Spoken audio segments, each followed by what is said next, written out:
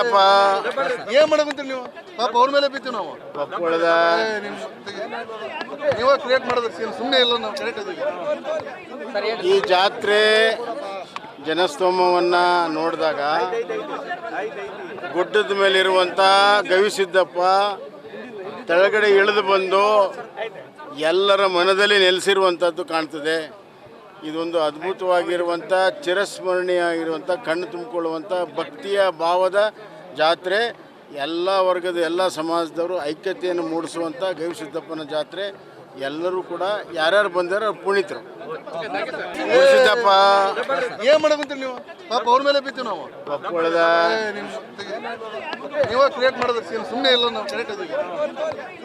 ಈ ಜಾತ್ರೆ ಜನಸ್ತೋಮವನ್ನು ನೋಡಿದಾಗ ಗುಡ್ಡದ ಮೇಲಿರುವಂಥ ಗವಿಸಿದ್ದಪ್ಪ ತೆಳಗಡೆ ಇಳಿದು ಬಂದು ಎಲ್ಲರ ಮನದಲ್ಲಿ ನೆಲೆಸಿರುವಂಥದ್ದು ಕಾಣ್ತದೆ.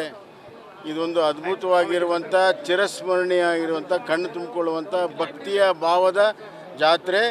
ಎಲ್ಲ ವರ್ಗದ ಎಲ್ಲ ಸಮಾಜದವರು ಐಕ್ಯತೆಯನ್ನು ಮೂಡಿಸುವಂಥ ಗವಿಸಿದ್ದಪ್ಪನ ಜಾತ್ರೆ. ಎಲ್ಲರೂ ಕೂಡ ಯಾರ್ಯಾರು ಬಂದಾರೋ ಅವ್ರು ಪುನೀತರು.